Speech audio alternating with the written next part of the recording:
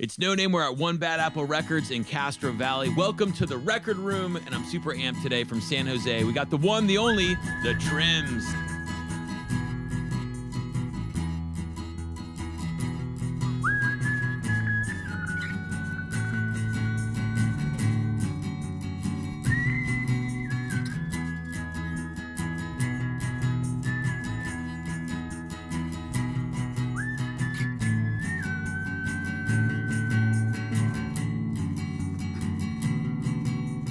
Information flows through time, signaling a simple line on my radio.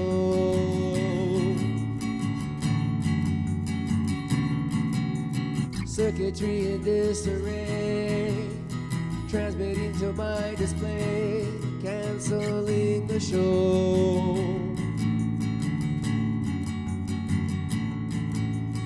There's no reason to discover what we all should know. When the sun shifts its position, love will start to grow in the know.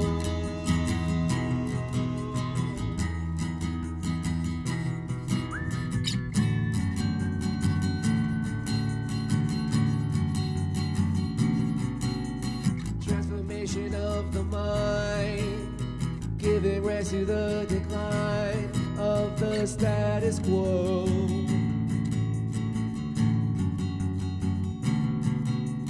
Funneling the reasons why everybody must decide on which way to go. There's no reason to discover what we all should know. When the sun shifts its position, love will start to grow in the know.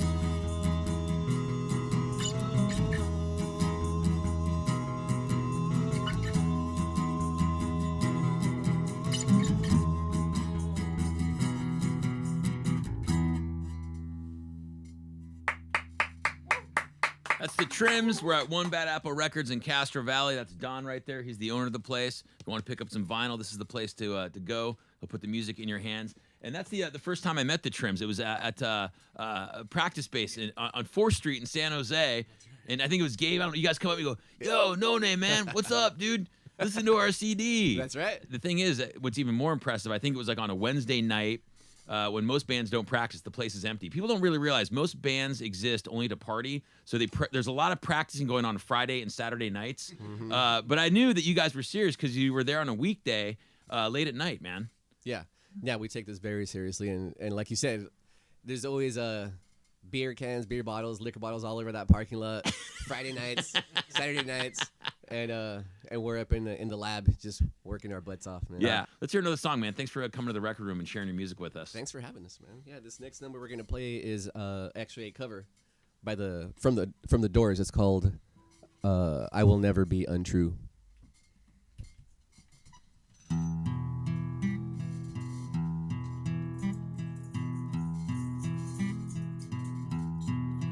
I will never be untrue.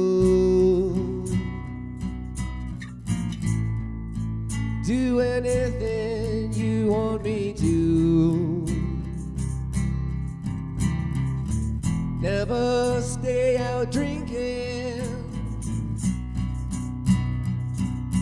no later than 2:30. I will never treat you mean. I won't cause no kind of scene. tell you other people, all the places I have been.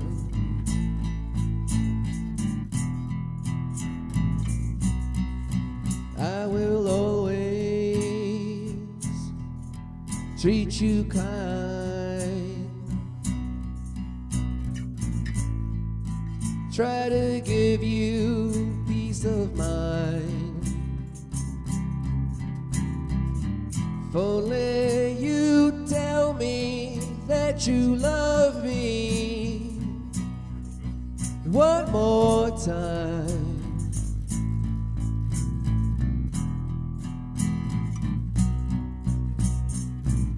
Now, darling, please don't be sad.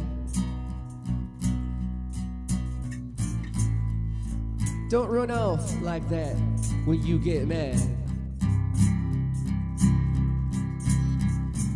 'Cause if you do, you're gonna lose the best friend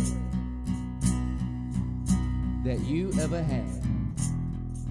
That's no lie.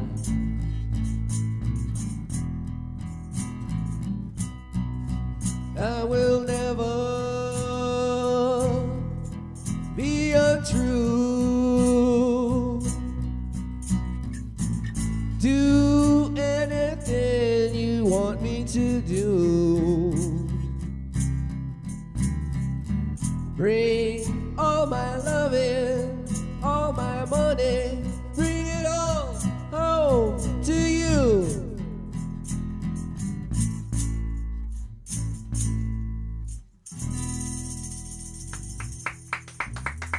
I've seen two hidden talents, Gabe. The tambourine playing and the whistling on that first song was powerful. The Doors, man, what a rad band, right? Oh, big time. Yeah. One of my biggest influences. They're a special band to me. My mother-in-law used to go see them back in the day in Los Angeles, and it was so funny because I just started dating my now wife, and she was an artist, and so I'd help her like paint and kind of do like walls before she'd do her art on it and stuff.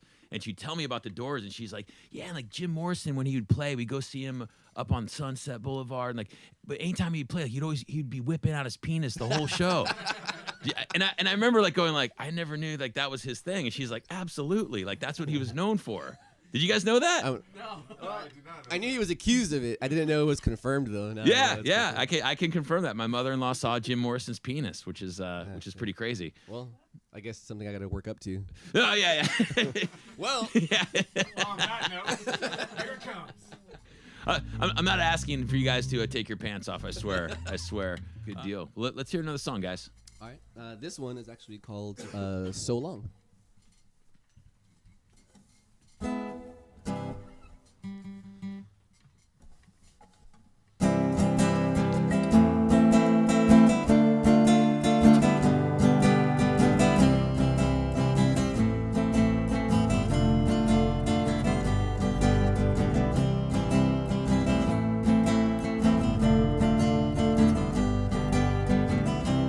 It's all over and I wonder if you care. I guess you're happier now that I am not there. But please believe me when I say that someday soon you wish you'd listen to the words I sang to you. So long, so long.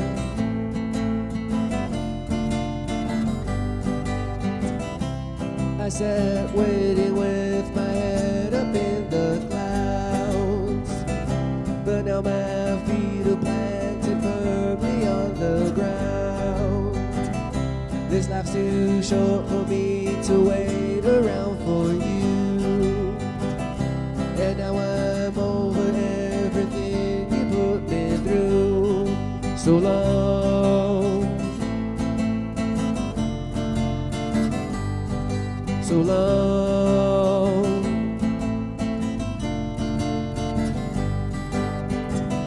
So with this simple song I must say my goodbyes.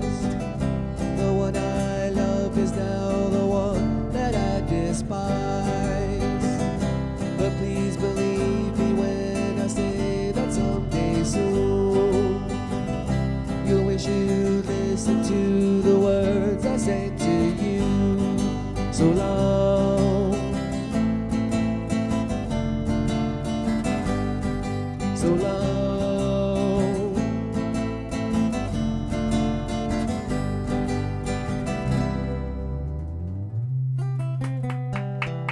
All right. It's the Trims in the record room. We're at One Bad Apple Records in Castro Valley. And are you guys huge fans of vinyl? You guys have massive vinyl collections? Yay, nay? I actually don't. I'm a huge fan of vinyl, but I don't have a massive. I have maybe 5, I think. That doesn't surprise me. I asked Gabe to have the band bring in vinyl to talk about his influences, and he gave me a burnt CD. Which I guess in this day and age, this is kind of like the new vinyl because everything's super digital. Even to have something to hold in your hand is kind of a throwback. But I want to talk about some of your influences. Gabe, you wrote down Trio Los Duendes. That's right. And I actually do have the vinyl of that, and It's one of your 5 pieces of vinyl. yeah. So tell me about that band and why they're important to you. So Trio Los Duendes. So when I first started playing guitar at the age of 7, that was the first music I ever started to learn how to play were boleros. Yeah. Romantic music in Spanish. And Trio Los Duendes, it was the singer's voice. It was just so. There was so much urgency in his voice, and then the harmonies and the lyrics. And I was at 7 years old. I was blown away. Yeah. And so at that point, it just kept going and going and going and going. And then for the first 7 years of me playing guitar, I was in the trio. Yeah. Playing boleros and singing in Spanish and doing little solos. You still got the nylon guitar, which I noticed. Yeah, I was kind of exactly. surprised. Yeah, a lot of people don't play the nylon. No, it's all steel string. I know. I'm nylon string all the way, baby. Yeah. Mark, you put the Zombies. Yeah, absolutely. So I grew up in a very musical family. I had music on the radio every weekend, and as a way to sort of lighten the load of us having to bust out and do our chores and vacuum and whatever it is we had to do with the bed, blankets being pulled off of us, music was on first thing in the morning. And it took me a while to get used to that, but as I grew up, I realized every weekend at our house was a music weekend, and Zombies in particular was just a band that for sure you would expect to hear. And I still relate and go back to that as a kid, just going back and listening to that, and real thankful that I grew up in such a great musically embracing kind of family. Billy, Emerson, Lake, and Palmer. I mean, I too grew up in a musical family. My father, he's a drummer, and his brother, my Uncle Freddie, is a singer percussionist. They played in a band, and my mom's brother, my Uncle Mario, was the guitar player. So when I was a kid, I used to go hang out with my cousins, and my uncle would play his acoustic guitar. And he played from the beginning by Emerson, Lake, and Palmer, and just blew my mind. And ever since then, every time I hear that guitar, it reminds me when I was a kid, and it's like a huge influence, just the sound of that acoustic. It's awesome. And I'm a drummer playing guitar today, so. Yeah. I one of the things that I think is funny is when you talk about the impact that music has on you and stuff, and I know that you guys were both big into nu metal back in the day. I want to know how many times you saw Papa Roach. I've never seen him. Never? What about Linkin Park? I've seen him once. No, you saw them once. I'm a System of a Down fan, so I've seen them countless times. Okay, so I picked the wrong. I picked the wrong band. System of a Down was such an amazing band, and they're one of those bands I remember when they were kind of hitting their peak. They were one of those bands I got to hang out with one time, and I literally was like, these guys are going to be dead within 12 months because they were so reckless and so out of control. And their drummer, I remember sitting there on stage, and he had the big bottle of Bushmills, like the big bottle. Oh, with the handle. Yeah. Plays 2 songs, stops, opens it up, and literally pounds half the bottle of Bushmills. It's the most alcohol I've seen anyone consume in one 30-second thing in my life. And then he took his floor Tommy, he threw it across the stage and and backstage. I mean, they were such the real deal, and they were so reckless and so crazy. And I remember kind of sitting there going this is so amazing. They're so on fire. They're so at the top of their game, but this is so destructive. There's no way this can last. This is just insane. So there's my System of a Down story. Yeah. I wish I had one of those. There you I didn't get hit with the floor tom, though. It would have been better if I would have got hit by the floor tom. Let's hear another song. Not a System of a Down cover. Let's hear another song from the Trims. All right. This one is called Americano.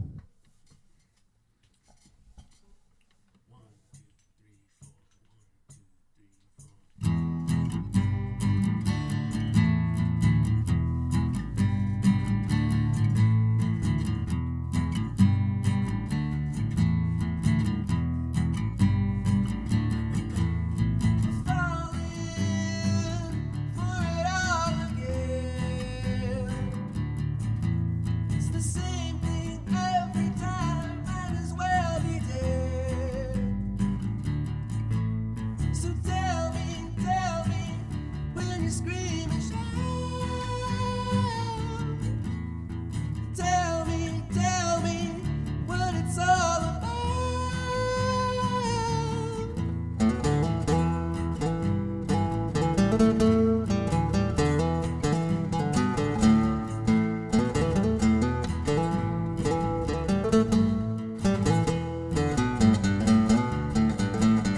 Decisions aren't so hard to make. They hypnotize your mind with the cards they play. So